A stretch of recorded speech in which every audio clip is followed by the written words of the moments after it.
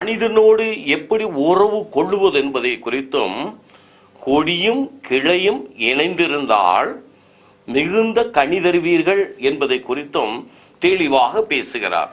இந்த 15வது அதிகாரம் 2வது வசனத்தை படிக்கிறேன். என்னிடம் உள்ள கனி கொடாத செடிகள் அனைத்தையும் அவர் தரித்து விடுவார், கனிதரும் அனைத்து கொடிகளையும் மிகுந்த கனிதருமாறு கழித்து விடுவார். தரித்து விடுவார், கழித்து விடுவார். ஒரு சின்ன நிகழ்ச்சியை பாருங்களேன். இப்போ தென்னை மரம் இருக்கு, காய்கள் நிறைய வரணுங்கிறதுக்காக அந்த பாலை என்ன செய்வாங்கன்னா சீவுவாங்க. அதான் கழித்தல். சீவிட்டா நிறைய காய் வருமா. தரித்தல், காயை தன்னு வெட்டிடுவாங்க. அப்போ அவருடைய அன்பு என்ன செய்யுமா, நான் அவரில் ஆழமாக அன்பு கொண்டு நிலைத்திருக்க என்ன பாலை எவர் சீவார். கண்டித்தல், அதான் தண்டித்தல், அதான் திருத்துதல். கிராஸ் என்ன நினைக்கிறீங்க? நான் அப்படி போய்கிட்டே இருக்கிறேன், கிராஸ் பண்ணுவார், டக்குன்னு கீழே தள்ளி விடுவார். ஏன் உளுந்த சிந்திச்சு தான் கிராசிங் சொல்ற. அருமையான சகோதரனே சகோதரியே, இந்த கிராசிங் இப்பேற்பட்ட சூழ்நிலை பார்த்தீங்கன்னாக்க அவர் சொல்லுகிறார், கழித்து விடுவேன், தரித்து விடுவேன், என் அன்பில் நிலைத்திருங்கள் என்று சொல்லுகிறார். தேவ அன்பு, உலக அன்பு, மனிதன், இந்த 3 விதமான அன்புகளில் பார்த்தீங்கன்னாக்க நிலையானது, நித்தியமானது, அழியாதது, மாறாதது, மாற்றப்பட முடியாதது தேவ அன்பு. சென்ட் பால் சொல்லுவார், கிறிஸ்துவின் அன்பிலிருந்து என்னை பிரிப்பவன் யார்? உலகமோ, உலகத்தின் சக்திகளோ, பெரிய இழிவோ அழிவோ என்னை பிரிக்கவே முடியாது. அவரோடு நான் வஜ்ரம் போல் இணைத்து கொண்டு இருக்கிறேன். இதுதான் என் அன்பில் நிலைத்திருங்கள். கதறுவான், ஆண்டவரே உன் அன்பிலிருந்து என்னை பிரிப்பவன் யார்?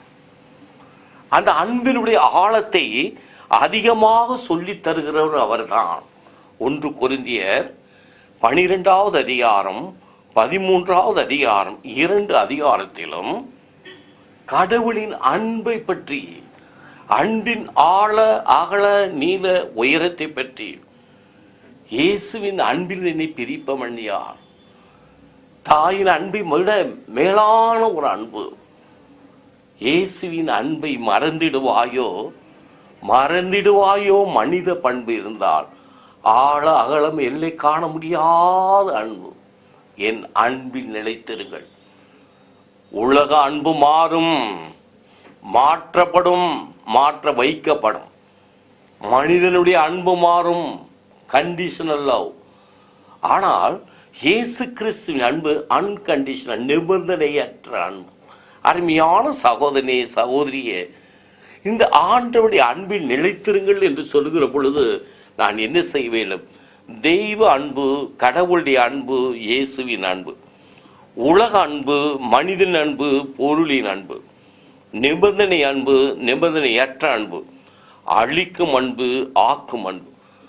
முதலில் தந்தையாகிய கடவுள் இந்த உலகத்தை பாவத்திலிருந்து மீட்பதற்கு தன் ஏக குமாரனை இந்த உலகத்துக்கு அன்பாக தியாக பலியாக ஒப்பு கொடுத்தார். யோவான் 3:16 படிச்சீங்கன்னாக்க அந்த அன்புக்காக தன் ஏக குமாரனை கொடுக்கிறார். அந்த ஏக குமாரன் இயேசு கிறிஸ்து யோவான் நற்செய்தி 18வது அதிகாரம் 9வது வசனத்துல, நீர் என்னிடம் ஒப்படைத்தவர்களில் எவரை நான் இழந்து விடவில்லை, தியாக அன்பு. கடவுள் தந்தையாகிய தன் மகனை இந்த உலகத்துக்கு தாரை வார்த்தார். தாரை வார்க்கப்பட்ட இயேசு கிறிஸ்துக்கு தன் உலகத்தில் யாரெல்லாம் ஒப்படைத்தார்களோ அந்த ஒப்படைக்கப்பட்டவர்களை தன் கையில் ஏந்தி பாவத்திலிருந்தும் சாபத்திலிருந்து அடிமைத்தனத்தை மீட்டு தியாகமாக சிலுவையில் தன்னை ஒப்பு கொடுத்தார். தியாக அன்பு. தூய ஆவியின் அன்பு என்ன? தந்தை மகன் யோவான் 16:15 தந்தையுடன் இயேசுவுடன் அன்பை ஆழப்படுத்துகிறார். யாவும் என்னுடையதே, பிதா சுதன் பரிசுத்த ஆவி மூவருமாகிய கடவுள் என் அன்பில் நிலைத்திருங்கள் என்று சொல்லுகிறார்.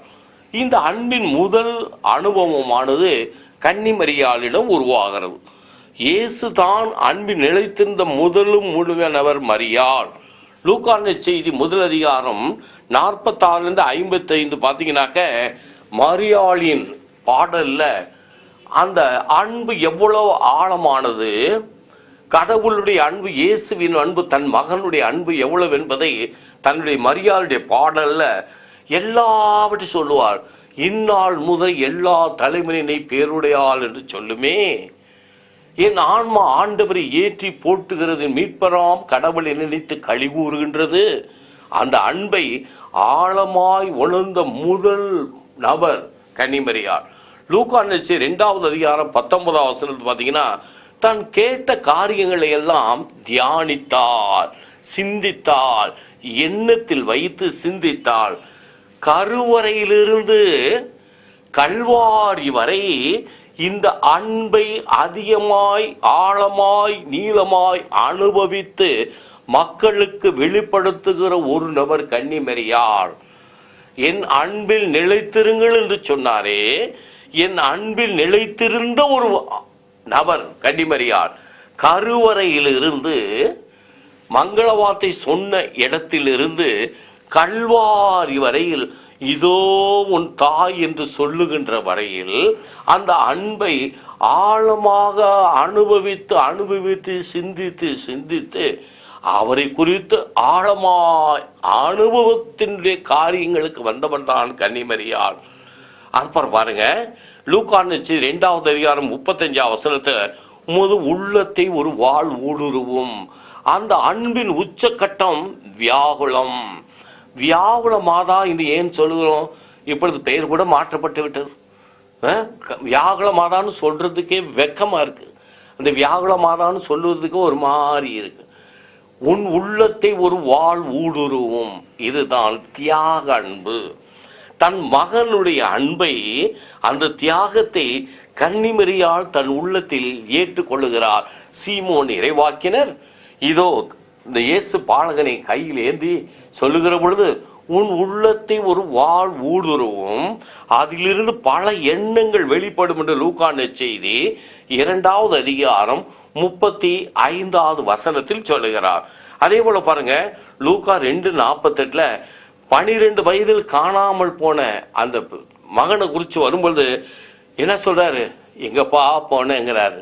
அந்த அன்பு தாய் தேடும் அன்பு, தன் மகனை தேடுகிற அன்பு, அந்த அன்பில் நிலைத்திருக்கக்கூடிய அன்பு. இதைத்தான் மரியாள் தன்னுடைய வாழ்க்கையில ஆழமாக அதிகமாக செய்திருக்கிறார். சீடர்களில் பார்த்தீங்கன்னா யோவான் தான் அன்பின் சீடர் என்று சொல்லுவோம். ஆனால் இந்த சீடர்களில் காலம் தப்பி பிறந்து கடவுளுடைய காட்சியை அப்போஸ்தலர் பணி 9வது அதிகாரத்தில் ஆண்டவரை ஒளி காட்சியாக, லைட் அண்ட் சவுண்ட் பார்த்தீங்கன்னாக்க